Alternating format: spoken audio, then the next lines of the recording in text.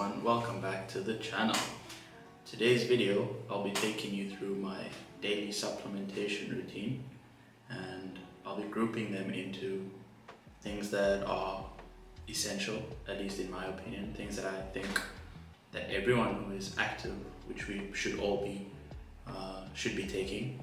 The second group will be things that are like nice to haves, beneficial additions if you have extra funds lying around and you want to try something that might boost your performance a little bit.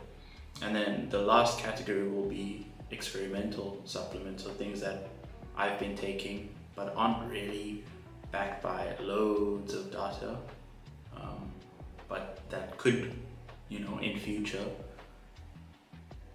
where possible, I'll provide research to back up the efficacy, like how effective these supplements are. And in all instances, because these are all things that I've been taking, I'll provide you with some anecdotes, some experiences, like how it made me feel, things that I noticed while using it. So let's get into it.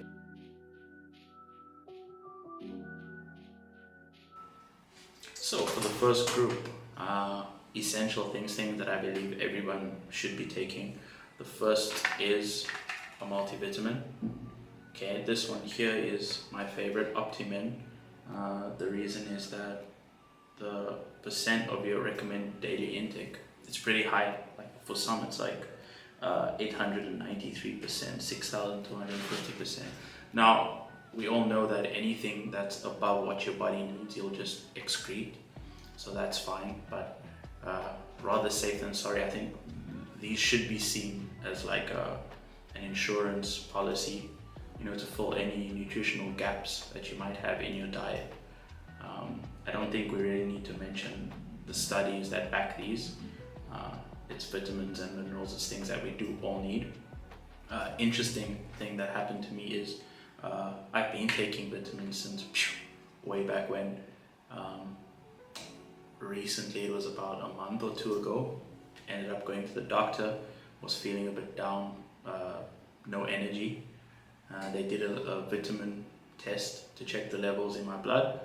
Came back that I was deficient in quite a few. I think it was D was very, very low, C was low, and then also something called Q10 that I didn't even know what that meant at the time, but I'll get back into that later.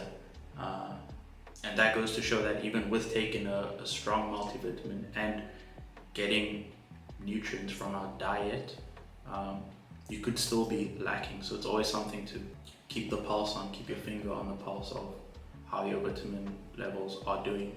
Because I'm someone who eats healthy. I eat my vegetables, my fruits, my fish, my meats, everything that I need. But yet I still came up deficient. So I don't know. I am going for a follow-up in another month or two to see whether the drips that I've been taking, the extra vitamins that they gave me, have been working. So they prescribed me some extra vitamin D. I know that at the time that I got tested, it was the end of winter, and my D was very deficient. So they prescribed me quite a strong one, not an over-the-counter one.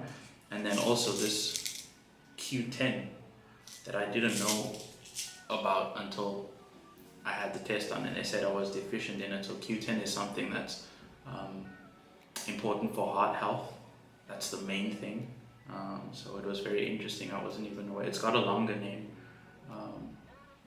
But yeah, Q10 is what it goes by.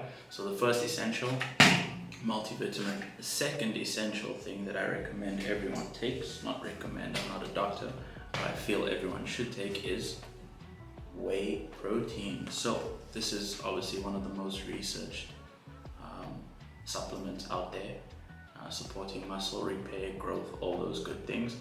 I think when it comes to whey protein, the brand is irrelevant. Obviously you got to find the one that tastes good, that mixes well, all these kind of things, but a lot of that comes down to personal preference. I even know some people that are willing to deal with a little bit of graininess in their protein shake. They don't mind it all that much. So then, yeah, the brand really doesn't matter. I don't think that paying for a premium whey protein makes that much of a difference if you're still getting your 24-25 grams of protein per serving. Yeah, this one is easy. It helps getting your protein up during the day when it's hard to get it from your food alone. I know sometimes you'll get to the end of the day if you track your protein and you might be short by 20 or something, then one of these comes in handy. Also very easy to mix. I like to mix mine with high protein milk, and that gives me like 12 grams extra per serving, so that takes it to like 36, which is cool because that's in the middle. Sometimes a double scoop of 50 gram serving is a bit much to get down, so I feel like 36 is that sweet spot, especially when I'm taking it in the morning and it's harder to get 50 grams down because you got to mix it with more liquid, obviously. So second essential, whey protein. The third essential that I feel everyone should be taking is creatine. Now, you've got creatine in powder form, creatine in capsule form. The form that you take it in, I also feel doesn't really matter. It's just preference. I know my wife, this is actually my wife's. My wife likes to take the capsules because it's more convenient for her. She takes a 5 gram dose every day, which is the recommended one. But obviously recent research is showing that maybe for bigger, heavier people, you need to take a little bit more. And also there's recent research showing that it could have cognitive benefits at higher doses. So at the moment I'm taking the powder and I take 12 grams a day. So that would be, these are 3 grams per scoop. I'm taking 4 of these and I take it in I mix it in like what do you call it, like a fruit smoothie that comes out of the bottle, 100% NFC thing, and it just makes it easier because I think people who take creatine in powder form know how hard it is sometimes for it to dissolve.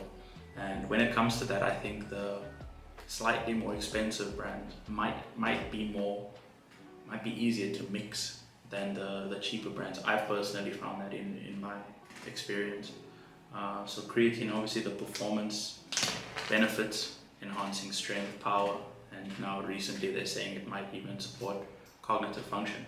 I think creatine is one of those things where you don't actually feel it that much when you are taking it, but as soon as you stop and you go to train, you're gonna feel, oh, there's just a little bit of oomph not missing. You know, there's one more rep that I could have done. It's not a miracle substance. It's not anything that's going to enhance your performance dramatically, but yeah, I feel like if you're not taking it, I think the research saying that it's very safe. It's one of the most researched supplements out there.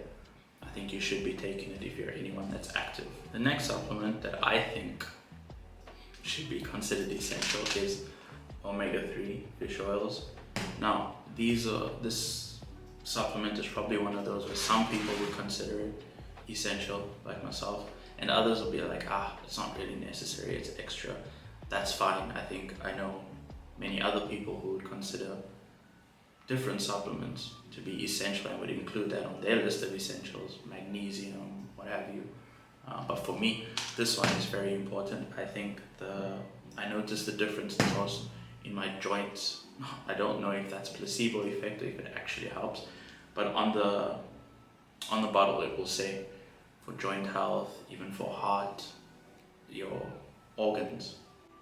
I think for that reason, fish oil is on my essential list. I listened to this one doctor, I think it was was it Rhonda Patrick, and she was speaking about how under omega-3 or under fish oil, most people are. It's very difficult to get the amounts that you need from your diet unless you're eating loads of fatty fish and the likes, which is unlikely. I mean, salmon in most places is quite pricey, so this is the answer if you do value lubricated joints, which I do.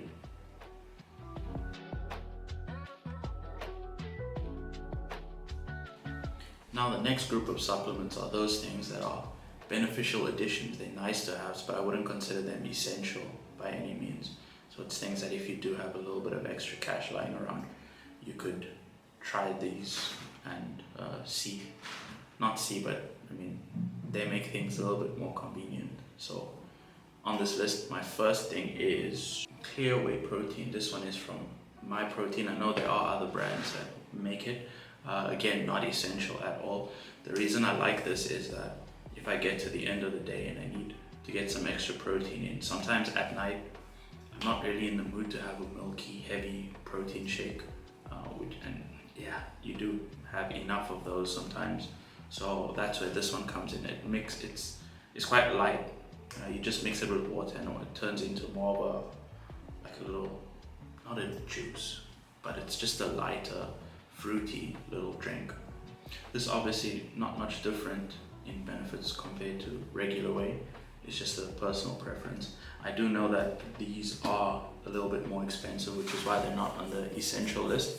And the protein per serving, I think it's lower. It's 20 grams per serving. Let me check. Yeah, it's 20 grams per serving. So again, perfect if you're at the end of the day and you just need to get that extra little bit in, or even in the morning, pre-workout, when you wake up. Good to have any time really. Just be careful with these. They don't really mix as well as you'd like them to. But even if you throw them in a shake with fruit or something like that, super nice. So yeah, this is the first one on the nice to have. Second supplement on my nice to have list is Casein. Okay, Casein protein, and I feel like similar to whey, the brand make doesn't matter. It's personal preference. I found one that I like and that mixes well enough. The research, I think they say that it's a slow digesting protein. When I bought it, I didn't really care too much about that. I like the taste, especially when I mix it with Greek yogurt. It turns it into like a dessert of some kind. So I've used this for breakfast already, mixing it with Greek yogurt, some berries, some nuts, good to go. And I've also used it as an after dinner dessert in the same way. I know my wife sometimes makes cheesecakes, like healthy cheesecakes, using this with Greek yogurt mixed up together. Super nice. I think the slow digesting, they say it's good to have at night so that you're feeding your muscles while you're sleeping. Not my main reason for buying it. I just feel like the consistency, when you mix casein with Greek yogurt, it makes it a little bit thicker and creamier than if you mix Greek yogurt just with normal whey protein isolate, whatever. So that's why I like this one. Again, personal preference, right? Next supplement is collagen. Now, I will admit that I was actually put onto this by my wife. She was a collagen user. Obviously, women care about their skin, their hair, their nails, things like that. But then I read an article saying that it's good for cartilage, for joints, all those things, bone health. So I was like, why not? But admittedly, the research is scarce. Don't know. All the research says it may improve skin elasticity, it may improve bone density, hydration, whatever. But that's why it's not on the essential list. It's a why not, let's give it a try kind of thing. Really easy to mix. 4 scoops of these into your coffee in the morning. Barely notice it's there. At least the first few times you will. Eventually you won't even notice that it's there. Plus the upside is that you can get 18 grams of protein from this. It's not the complete protein, but it still counts towards your daily protein count. So that's just another upside of having collagen. Something to look into if you're looking for a nice to have. Next supplement on the nice to have list is caffeine pills. Caffeine pills. Now the purpose of these, I use these as a pre-workout when I am able to use it, so not too close to bedtime. But the difference between these and regular pre-workout is that a regular pre-workout has all these other things that do all these weird things to my body, make me feel tingly. I think the beta-alanine in it, it's really hard to understand what's in all of those. If you look at the ingredient list on a pre-workout, half those things I can't pronounce, don't know what they are. So just straight up caffeine pills, I know what it is. It's basically dehydrated caffeine, I think that's what it is, called ANHYDROUS. 200 milligrams in one capsule. Amazing. This does the trick for me. There's no jitters. I do get the focus, I get the extra energy, but no weird nausea, all those things. The come down, am I allowed to say that? Yeah. a lot easier than a pre-workout. The crash, I guess, is what they call it. So that's why this one, I think, also a lot more cost effective than buying a pre-workout filled with all those other things and these colors and stuff. So caffeine goes on my nice to have list.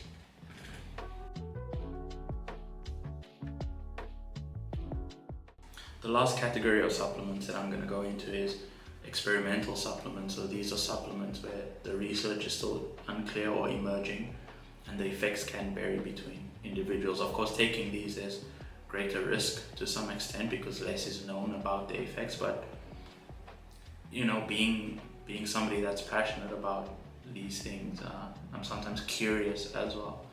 Read something and they'll be like, oh, emerging research. Maybe Andrew Huberman mentions it. I'm like, oh, if Andrew Huberman says it's good, there's got to be something to it, right? So let's get into these. The first of these is Ashwagandha root. Now, I've read the little bit of research that there is on Ashwagandha, and they're saying that it's an adaptogen that reduces stress and improves your sleep. I think it interacts with your cortisol, not interacts with, but has an effect on your cortisol levels. So should reduce anxiety and make you feel less stressed. Anecdotally, I can say that I have felt a bit more relaxed with taking the ashwagandha than before. But again, it could be due to many other factors in my life. So I'm not going to say that ashwagandha is the reason behind it, but I like it and I keep taking it. I've taken it for a while, no negative impacts on my sleep, anything like that. So yeah, why not, right? The next one on this list is one that I find really exciting. It's called Tongkat. I don't know if you can see that, or Long Jack.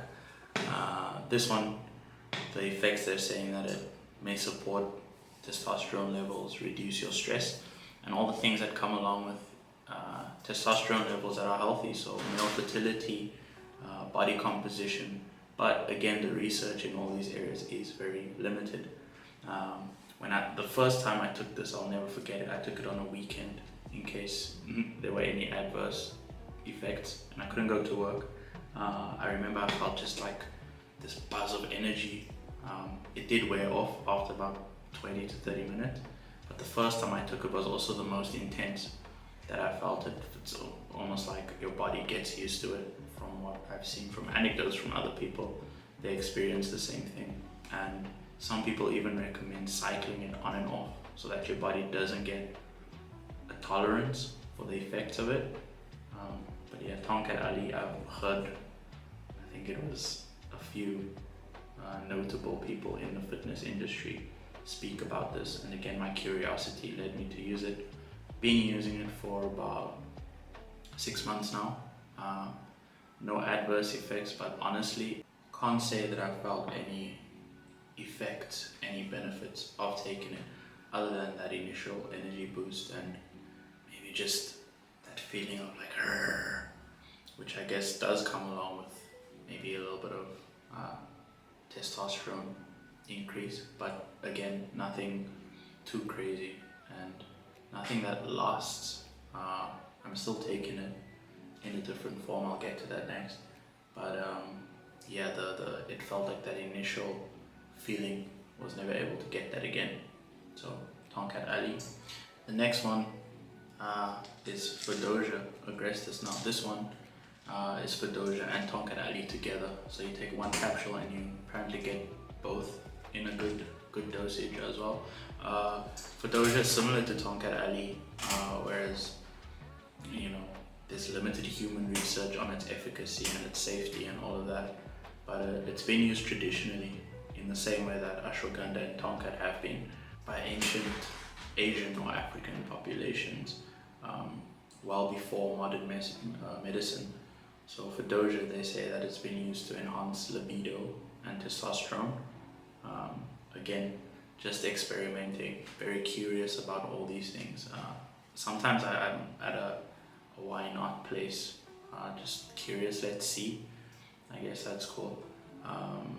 In terms of feeling it, again, not much, nothing noticeable. So yeah, I've been taking it for also maybe 5 months, 4 months. So we'll see, right? So that is Fadogia Agrestis. So that brings us to the end of the video. So I've given you the 3 categories of supplements, the things that I think should be essential, the things that are nice to have but not necessary, and then also the experimental things that I don't recommend anyone takes unless you feel like you want to.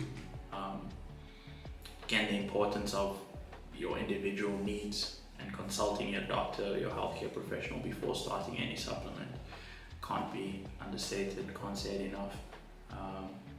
Yeah, also understanding that all these supplements are not going to do anything if your base is not there. So your diet, your sleep, all these things, you need to be getting your nutrition and your energy from the basic sources before trying to supplement, because supplements are just that, they supplement your diet, your good habits that you should already have. So to end it all, I just want to say that it is always good practice to do your own research, regardless of what you hear or see in other videos or anything like that.